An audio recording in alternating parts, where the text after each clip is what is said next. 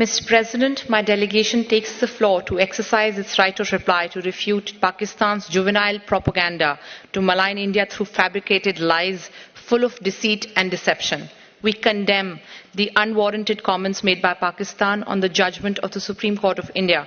The judgment is about the rule of law, equal respect for all faiths, concepts that are alien to Pakistan and its ethos. So while Pakistan's lack of comprehension is not surprising, their pathological compulsion to comment on our internal affairs with the obvious intent of spreading hatred is condemnable. Mr. President, the Union territories of Jammu and Kashmir and Ladakh have always been, are and shall always be an integral part of India. And this includes the territory that is currently under the illegal and forcible occupation of Pakistan.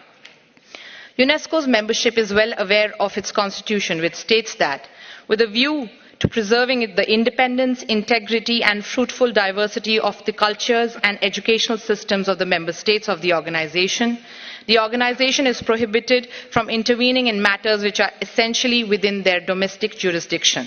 Sadly, in flagrant violation of UNESCO's constitution, its ethos, mandate and practices, Pakistan's intervention did precisely that.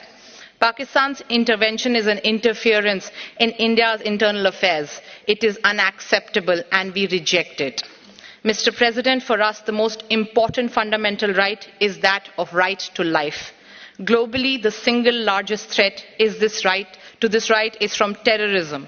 Tragically, the reality facing us is that Pakistan is the world's largest producer and exporter of this evil.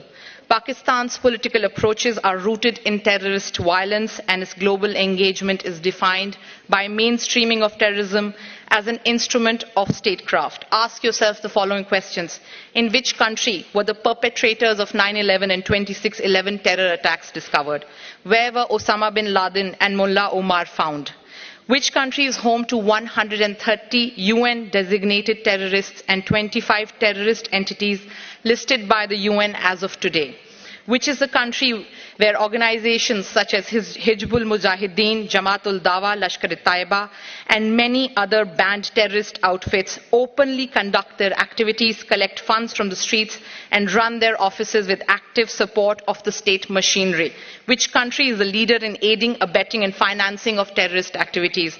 The army of which country massacred millions of its own citizens just because they spoke a different language? The answer to these questions is Pakistan. We, the UNESCO and the global community, certainly do not need Pakistan, this hub of global terrorism, to be waxing eloquent on internal affairs of my country. Indeed, the entire peace-loving membership of UNESCO would serve humanity well by coming together to impress upon Pakistan to be a normal country and to eschew preaching, practicing and propagating terrorism. Thank you.